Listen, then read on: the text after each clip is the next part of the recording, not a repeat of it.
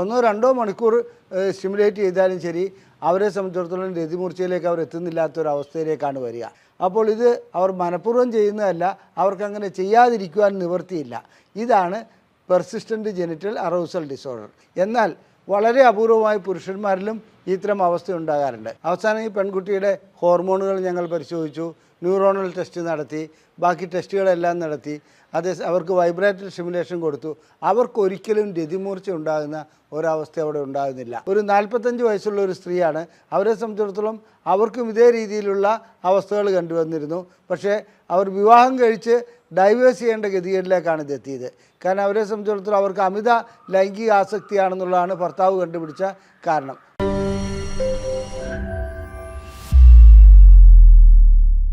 ഞാൻ ഡോക്ടർ അജയൻ വർഗീസ്, കോഴിക്കോട് ജില്ലയിൽ കുന്നമംഗലം പന്തീർപ്പാടത്തുള്ള institute of sexual and reproductive medicine എന്ന സ്ഥാപനത്തിൻ്റെ ഡയറക്ടറാണ്. International association of sexual medicine practitioners modern medicine എന്ന അസോസിയേഷൻ്റെ ചെയർമാനുമാണ്. ഇന്ന് ഞാൻ നിങ്ങളോട് സംസാരിക്കുവാൻ പോകുന്നത് അപൂർവങ്ങളിൽ അപൂർവമായ ഒരു രോഗത്തെക്കുറിച്ചാണ്. അതായത് സ്ത്രീകൾക്ക് അനുഭവപ്പെടുന്ന ഒരു അസുഖമാണത്. പെർസിസ്റ്റൻ്റ് ജെനിറ്റൽ അറൗസൽ ഡിസോർഡർ എന്നാണ് ഇംഗ്ലീഷിൽ ആ രോഗത്തിന് പേര് പറയുക. എന്നാൽ ഈ അസുഖത്തിൻ്റെ പേരെന്തെങ്കിലും ആകട്ടെ, അത് എന്താണ് അസുഖമെന്നുള്ളത് ആദ്യം ഞാൻ വിശദീകരിക്കാം. ഒരു സ്ത്രീയെ സംബന്ധിച്ചിടത്തോളം ഇടയ്ക്കിടയ്ക്ക് ലൈംഗികമായിട്ടുള്ള താല്പര്യം അല്ലെങ്കിൽ ആഗ്രഹം ഉടലെടുക്കുക. ആ ആഗ്രഹം ഉടലെടുത്തു കഴിഞ്ഞാൽ അത് നിയന്ത്രിക്കുന്നതിന് വേണ്ടിയിട്ട് അവർക്ക് സ്വയംഭോഗം ചെയ്യേണ്ടി വരുന്നു. സ്വയംഭോഗം ചെയ്യുന്നതോടുകൂടി അവർ അവരുടെ ക്രസരിയിൽ അല്ലെങ്കിൽ യോനിയിൽ വളരെയധികം സമയം സ്റ്റിമുലേറ്റ് ചെയ്യുന്നു. ഇങ്ങനെ സ്റ്റിമുലേറ്റ് ചെയ്ത് രക്തം വരുന്ന അവസ്ഥയിലെത്തിയാലും ശരി അവർക്ക് രതിമൂർച്ച ഉണ്ടാകുന്നില്ല. അവർക്ക് ആ സ്റ്റിമുലേഷൻ ഇങ്ങനെ നിലനിൽക്കുക തന്നെ ചെയ്യുന്നു, ഒരു ശമനം ഉണ്ടാകുന്നില്ല. അപ്പോൾ ഇത് അവർ മനഃപൂർവ്വം ചെയ്യുന്നതല്ല, അവർക്കങ്ങനെ ചെയ്യാതിരിക്കുവാൻ നിവൃത്തിയില്ല. ഇതാണ് പെർസിസ്റ്റൻ്റ് ജെനിറ്റൽ അറൗസൽ ഡിസോർഡർ. ഒരു ജോലി ചെയ്യുന്ന സ്ത്രീ ആണെങ്കിൽ അവരെ സംബന്ധിച്ചിടത്തോളം ഇടയ്ക്കിടയ്ക്ക് ബാത്റൂമിലേക്ക് പോകേണ്ടി വരുന്നു. അവർക്കിത് ചെയ്തില്ലെങ്കിൽ ഇരിക്കപ്പൊറുതി ഇല്ലായ്മ അനുഭവപ്പെടുന്നു, അവിടെ നിലനിൽക്കാൻ കഴിയില്ല. ആ രീതിയിലുള്ള ഒരു നമുക്കൊക്കെ ചൊറിച്ചിൽ വരുമ്പോഴും അല്ലെങ്കിൽ മറ്റെന്തെങ്കിലും ഉണ്ടാകുന്ന ഒരു അവസ്ഥ പോലെയാണ് ഇവരെ സംബന്ധിച്ചിടത്തോളം, അതായത് ഈ പെർസിസ്റ്റൻ്റ് ജെനിറ്റൽ അറൗസൽ ഡിസോർഡർ ഉള്ള വ്യക്തികളെ സംബന്ധിച്ചിടത്തോളം സംഭവിക്കുന്നത്. അപൂർവമാണെന്ന് ഞാൻ നേരത്തെ സൂചിപ്പിച്ചു. അതുകൊണ്ട് തന്നെ ഈ രോഗം മെഡിക്കൽ സയൻസിൽ രേഖപ്പെടുത്തിയിട്ടുണ്ടെന്നുള്ളതല്ലാതെ സാധാരണഗതിയിൽ അതായത് ഡോക്ടർമാരുടെ അടുക്കൽ എത്തിപ്പെടാറില്ല. ഇതൊരു അസുഖമായിട്ട് അവർ കണക്കിലെടുക്കാറുമില്ല. രോഗികളെ സംബന്ധിച്ചിടത്തോളം ലൈംഗിക ബന്ധത്തിൽ ഏർപ്പെട്ടാൽ അവർക്ക് ഒരിക്കലും രതിമൂർച്ച ലഭിക്കുകയില്ല. സ്വയംഭോഗം ചെയ്താലും രതിമൂർച്ച ലഭിക്കുകയില്ല. രതിമൂർച്ച ലഭിക്കുന്നതിന് വേണ്ടി അവർ വളരെയധികം അവരുടെ ലൈംഗിക അവയവങ്ങൾ സ്റ്റിമുലേറ്റ് ചെയ്യുന്നു. ഞാൻ നേരത്തെ സൂചിപ്പിച്ചതുപോലെ രക്തം വരുന്ന അവസ്ഥയിലെത്തിയാലും ശരി അവർക്ക് ശമനമുണ്ടാകുകയില്ല. 1-2 കേസുകൾ ഞങ്ങൾക്കിവിടെ ISRMൽ ഇത്തരം കേസുകൾ വരികയുണ്ടായി. അതിൻ്റെ ഒരു ചരിത്രം കൂടി, അതെങ്ങനെയാണ് മാറ്റം വരുത്തിയതെന്നും അതിന് പരിപൂർണമായി ചികിത്സിക്കാൻ കഴിയുമോ അല്ലെങ്കിൽ എന്തെല്ലാം നടപടികളാണ് ചെയ്യേണ്ടത് എന്നുള്ള കാര്യം കൂടി ഞാനൊന്ന് വിശദമാക്കാം. വാസ്തവത്തിൽ ഇവിടെ ആദ്യം എത്തിപ്പെട്ട ഒരു പെൺകുട്ടി 3 വർഷം മുമ്പാണ് ഇവിടെ വന്നത്. അവർ ജോലി ചെയ്തുകൊണ്ടിരിക്കുന്ന ഒരു വ്യക്തിയാണ്, കമ്പ്യൂട്ടർ ഓപ്പറേറ്ററാണ്. അവരെ സംബന്ധിച്ചിടത്തോളം പെർസിസ്റ്റൻ്റ് ജെനിറ്റൽ അറൗസൽ ഡിസോർഡറാണ് അവരുടെ അസുഖമെന്ന് അവർക്കറിയില്ലായിരുന്നു. അവർ ലൈംഗികമായിട്ടുള്ള അവരുടെ ഈ സ്റ്റിമുലേഷന് വേണ്ടി അവർ അങ്ങനെ സ്റ്റിമുലേറ്റ് ചെയ്തപ്പോൾ സ്വയംഭോഗം ചെയ്ത് അവരുടെ യോനിയിൽ മുറിവുണ്ടാകുന്നു. അവരൊരു ഗൈനക്കോളജിസ്റ്റിനെ സമീപിക്കുന്നു.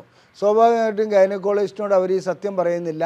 പക്ഷേ ഗൈനക്കോളജിസ്റ്റ് ഇത് ചോദിച്ച് കാര്യങ്ങൾ മനസ്സിലാക്കിയിട്ട് ഇനി സ്വയംഭോഗം ചെയ്യരുത്, അങ്ങനെ ഈ രീതിയിൽ സ്വയംഭോഗം ചെയ്യരുതെന്നുള്ള ഒരു ഉപദേശം കൊടുത്ത് പറഞ്ഞയക്കുന്നു. വീണ്ടും ഈ അവസ്ഥയ്ക്ക് ശമനമുണ്ടാകുന്നില്ല. അവർ വീണ്ടും പല ഡോക്ടർമാരെ കാണിക്കുന്നുണ്ട്. അവസാനമാണ് ഒരു സെക്സോളജിസ്റ്റ് എന്ന ട്രീറ്റ്മെൻറ്റിന് വേണ്ടി അവരിവിടെ എത്തിപ്പെടുന്നത്. അപ്പോൾ ഞങ്ങൾ നീണ്ട ഹിസ്റ്ററി എടുക്കേണ്ടതുണ്ട്. ആദ്യമേ അവരോട് എല്ലാ കാര്യങ്ങളും ചോദിച്ച് മനസ്സിലാക്കിയ ശേഷമാണ് ഇത് പെർസിസ്റ്റൻ്റ് ജെനിറ്റൽ അറൗസൽ ഡിസോർഡർ ആണെന്നുള്ളതിലേക്ക് ഞങ്ങൾക്ക് കൺക്ലൂഡ് ചെയ്യാൻ കഴിഞ്ഞത്. അങ്ങനെ അതിലേക്ക് അവരുടെ ഹിസ്റ്ററി എടുത്തപ്പോൾ അവരിൽ നിന്ന് മനസ്സിലായത് അവരങ്ങനെ സാധാരണ സ്വയംഭോഗം ചെയ്യുന്നൊരു പെൺകുട്ടിയെ ആയിരുന്നില്ല, സ്വയംഭോഗത്തോട് അത്ര വലിയ താല്പര്യമുള്ള വ്യക്തിയുമായിരുന്നില്ല. ഏതോ ഒരു നിമിഷം ഇതിങ്ങനെ ചെയ്യാതിരിക്കാൻ നിവൃത്തിയില്ലാത്തതുകൊണ്ട് അവർ അറിയാതെ തന്നെ സ്വയംഭോഗം ചെയ്യുന്ന ഒരു അവസ്ഥയിലേക്ക് പോയി 1/4 മണിക്കൂറോളം നീണ്ടു നിൽക്കുന്ന ഒരു പ്രക്രിയയായി മാറുന്നു. ഇത് പല ദിവസങ്ങളിൽ പലതവണ ആവർത്തിക്കപ്പെടേണ്ടായി വരുന്നു. അവർക്കിത് ചെയ്യാതിരിക്കുകയാണ് വേണ്ടത്. അവർക്കിതുകൊണ്ട് ഇതിനോടൊരു താല്പര്യവുമില്ല. അവസാനം ഈ പെൺകുട്ടിയുടെ ഹോർമോണുകൾ ഞങ്ങൾ പരിശോധിച്ചു, ന്യൂറോണൽ ടെസ്റ്റ് നടത്തി, ബാക്കി ടെസ്റ്റുകളെല്ലാം നടത്തി. അവർക്ക് വൈബ്രേറ്ററി സ്റ്റിമുലേഷൻ കൊടുത്തു. അവർക്കൊരിക്കലും രതിമൂർച്ച ഉണ്ടാകുന്ന ഒരവസ്ഥ അവിടെ ഉണ്ടാകുന്നില്ല. അവരെ സംബന്ധിച്ചിടത്തോളം ഇത് മുന്നോട്ട് പോകുന്നു എന്നുള്ളതല്ലാതെ ഇതിനൊരു എത്ര 1-2 മണിക്കൂർ സ്റ്റിമുലേറ്റ് ചെയ്താലും ശരി, അവരെ സംബന്ധിച്ചിടത്തോളം രതിമൂർച്ചയിലേക്ക് അവർ എത്തുന്നില്ലാത്തൊരവസ്ഥയിലേക്കാണ് വരിക. ഇനി സൈക്കാട്രിക് ഡിസോർഡർ ആണോ അത് പറയാൻ കഴിയില്ല. വേറെ എന്തെങ്കിലും ഹോർമോണൽ ഡിസോർഡർ ആണോ അതും ഇതുവരെ വിലയിരുത്തപ്പെട്ടിട്ടില്ല. കാരണം അത്ര ഒരു വ്യക്തമായിട്ടുള്ള ഒരു പഠനം ഒന്നാമത് ലൈംഗിക രോഗങ്ങളുള്ള അല്ലെങ്കിൽ ലൈംഗിക പ്രശ്നങ്ങളുള്ള ഒരു രോഗിയെ സംബന്ധിച്ചിടത്തോളം അവരത് മൂടി വയ്ക്കുകയാണ് ചെയ്യുന്നത്. പൊതുവായി മെഡിക്കൽ ഫീൽഡിൽ അതിനെക്കുറിച്ചുള്ള വലിയ റിസർച്ചുകൾ നടത്താൻ കഴിയാത്തതിൻ്റെ ഒരു കാരണവും അതാണ്. അങ്ങനെ ഈ പെൺകുട്ടിയെ സംബന്ധിച്ചിടത്തോളം വിവാഹത്തിന് തയ്യാറായി വിവാഹത്തിലേക്ക് പോയി. എന്നിരുന്നാലും ഇടയ്ക്കിടയ്ക്ക് ഇപ്പോഴും അവർക്ക് ഈ അസ്വസ്ഥത ഉണ്ടാകുന്നുണ്ട്. അവർ ഭർത്താവിനോട് ഈ കാര്യങ്ങൾ വളരെ വ്യക്തമായി സൂചിപ്പിച്ചിരുന്നു. അതുകൊണ്ട് വലിയ പ്രശ്നമില്ലാതെ പോകുന്നു. ലൈംഗിക ബന്ധത്തിൽ ഏർപ്പെട്ട് കഴിഞ്ഞാലും അവരെ സംബന്ധിച്ചിടത്തോളം അവർ വീണ്ടും ചിലപ്പോൾ സ്വയംഭോഗം ചെയ്യേണ്ട ഗതികേട്ടിലേക്ക് പോവുകയാണ് ചെയ്യുന്നത്. ഇനി മറ്റൊരു സ്ത്രീ ഒരു 45 വയസ്സുള്ള ഒരു സ്ത്രീയാണ്. അവരെ സംബന്ധിച്ചിടത്തോളം അവർക്കും ഇതേ രീതിയിലുള്ള അവസ്ഥകൾ കണ്ടുവന്നിരുന്നു. പക്ഷേ അവർ വിവാഹം കഴിച്ച് ഡൈവേഴ്സ് ചെയ്യേണ്ട ഗതികേട്ടിലേക്കാണ് ഇതെത്തിയത്. കാരണം അവരെ സംബന്ധിച്ചിടത്തോളം അവർക്ക് അമിത ലൈംഗിക ആസക്തിയാണെന്നുള്ളതാണ് ഭർത്താവ് കണ്ടുപിടിച്ച കാരണം. വാസ്തവത്തിൽ അവർക്ക് അമിത ലൈംഗിക ആസക്തി ആയിരുന്നില്ല, ഈ പെർസിസ്റ്റൻ്റ് ജെനിറ്റൽ അറൗസൽ ഡിസോർഡർ മാത്രമായിരുന്നു. അത്തരം രോഗികൾ പലർക്കും വളരെ 2 പേരെ ഞങ്ങളുടെ ഇത്രയും കാലഘട്ടത്തിനിടയ്ക്ക് ഞങ്ങൾക്ക് ലഭിച്ചിട്ടുള്ളൂ അത്തരം അസുഖങ്ങളായിട്ട്. അത് മനസ്സിലാക്കി അതിനനുസരിച്ച് ചികിത്സ നൽകുക, അല്ലെങ്കിൽ ബിഹേവിയർ തെറാപ്പി, അതായത് ഭർത്താവും കൂടിയുള്ള ഒരു സംയോജിതമായിട്ടുള്ള ചികിത്സയാണ് അതിനകത്ത് ആവശ്യം. അതല്ലാതെ അവർക്ക് മരുന്ന് കൊണ്ടൊരു മാറ്റം വരുത്തുവാൻ കഴിയുന്നുവെന്നല്ല പെർസിസ്റ്റൻ്റ് ജെനിറ്റൽ അറൗസൽ ഡിസോർഡർ. ഇനി ഇതൊരു ഹോർമോൺ ഡിസോർഡർ ആണെന്ന് ഇതുവരെ വിലയിരുത്തപ്പെട്ടിട്ടില്ല എന്ന് ഞാൻ നേരത്തെ സൂചിപ്പിച്ചു. അതുകൊണ്ട് തന്നെ പറയുകയാണ്, എന്താണ് ഇതിൻ്റെ കാരണം, എന്തുകൊണ്ടാണ് ഇതിങ്ങനെ ഉണ്ടാകുന്നത് എന്ന് ഇതുവരെ കണ്ടുപിടിക്കപ്പെട്ടിട്ടില്ലാത്തതുകൊണ്ട് ഇതുമായിട്ട് പൊരുത്തപ്പെട്ടു പോവുകയല്ലാതെ വേറെ മാർഗങ്ങളില്ല. സ്ത്രീകളിലാണ് കൂടുതൽ പെർസിസ്റ്റൻ്റ് ജെനിറ്റൽ അറൗസൽ ഡിസോർഡർ കണ്ടുവരുന്നത്. എന്നാൽ വളരെ അപൂർവമായി പുരുഷന്മാരിലും ഇത്തരം അവസ്ഥ ഉണ്ടാകാറുണ്ട്. നിംഫോമാനിയയും ഇതുമായിട്ട് കമ്പയർ ചെയ്യാൻ പറ്റില്ല. നിംഫോമാനിയ മറ്റൊരു അവസ്ഥയാണ്. അതായത് അമിതമായിട്ടുള്ള ലൈംഗിക ആസക്തിക്കാണ് നിംഫോമാനിയ എന്ന് സ്ത്രീകളിൽ വിശേഷിപ്പിക്കപ്പെടുന്നത്. അത്തരം സ്ത്രീകളെ സംബന്ധിച്ചിടത്തോളം അമിതമായിട്ടുള്ള ലൈംഗിക ആസക്തി ഉണ്ടെങ്കിൽ അവർക്ക് കൂടുതൽ തവണ ബന്ധപ്പെട്ടാലോ അല്ലെങ്കിൽ കൂടുതൽ അവർക്ക് അവരുടെ ലൈംഗിക ആഗ്രഹം പൂർത്തിയാകുന്ന ഒരവസ്ഥ വരുന്നുണ്ട്. നിംഫോമാനിയയിൽ ലൈംഗിക ആഗ്രഹങ്ങൾ പൂർത്തിയാകുന്നുണ്ട്, രതിമൂർച്ച ലഭിക്കുന്നുണ്ട്. അതേസമയത്ത് പെർസിസ്റ്റൻ്റ് ജെനിറ്റൽ അറൗസൽ ഡിസോർഡറിൽ ഒരിക്കലും ലൈംഗികമായിട്ടുള്ള ആ രതിമൂർച്ചയിലേക്ക് അവരെത്തില്ല.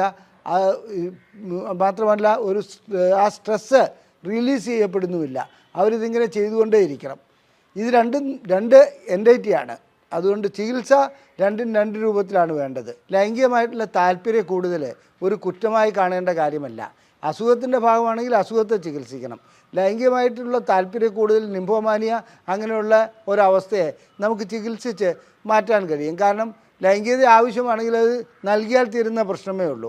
അതേസമയത്ത് പെർസിസ്റ്റൻ്റ് ജെനിറ്റൽ അറൗസൽ ഡിസോർഡറിൽ നമുക്ക് ഒരിക്കലും അവരെ ലൈംഗികമായി തൃപ്തിപ്പെടുത്താൻ കഴിയില്ല, ലൈംഗികമായിട്ടൊരു പരിപൂർണമായിട്ടുള്ള രതിമൂർച്ചയിലേക്ക് എത്തിക്കുവാനും കഴിയില്ല.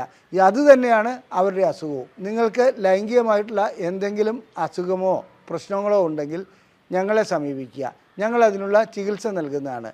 ഞങ്ങളുടെ ബുക്കിംഗ് നമ്പർ ഇവിടെ നൽകിയിട്ടുണ്ട്.